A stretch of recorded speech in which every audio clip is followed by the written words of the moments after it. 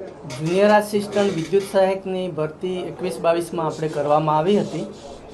એ ભરતીમાં આપણે online exam લીધી હતી। એ એક્ઝામમાં આઉટસાઇડ એજન્સી થ્રુ એક્ઝામ લીધી હતી અને એ ઓનલાઈન એક્ઝામમાં સેન્ટરો છે એ કોમ્પ્યુટરાઇઝ એક્ઝામ હતી, એટલે અલગ અલગ જગ્યાએ ગુજરાતમાં એક્ઝામ લેવામાં આવી હતી અને એમાં સેન્ટરોમાંથી અમુક જગ્યાએ ગેરરીતિ કરવામાં આવે છે એવું ધ્યાનમાં આવેલું, એટલે સરકારશ્રી દ્વારા ક્રાઇમ ડિપાર્ટમેન્ટને એની ઇન્ક્વાયરી સોંપવામાં આવી અને એ આખી ઇન્ક્વાયરી કરતાં પીજીવીસીએલના જે 30 ઉમેદવારો છે એવા ધ્યાને આવેલા। એટલે આ જે સસ્પેન્ડ કર્યા છે એ અત્યારનું ઇસ્યુ નથી, એ છે ગયા વર્ષનું છે અને જે સસ્પેન્ડ કર્યા છે એ 23-24માં કર્યા છે અને બિફોર ઇલેક્શન કરેલા છે। અત્યારે જે ગઈકાલે પેપરમાં આવ્યું છે એવું હમણાં 3 મહિનામાં કોઈ જ વસ્તુ બનેલ નથી। આ જૂનો ઇસ્યુ છે, એ લોકોને સસ્પેન્ડ કરી અને ખાતાકીય પગલાંની કાર્યવાહી કરવાની ઓલરેડી સૂચના આપણે ફિલ્ડમાં અધિક્ષક ઇન્દોરને આપી દેવામાં આવેલ છે।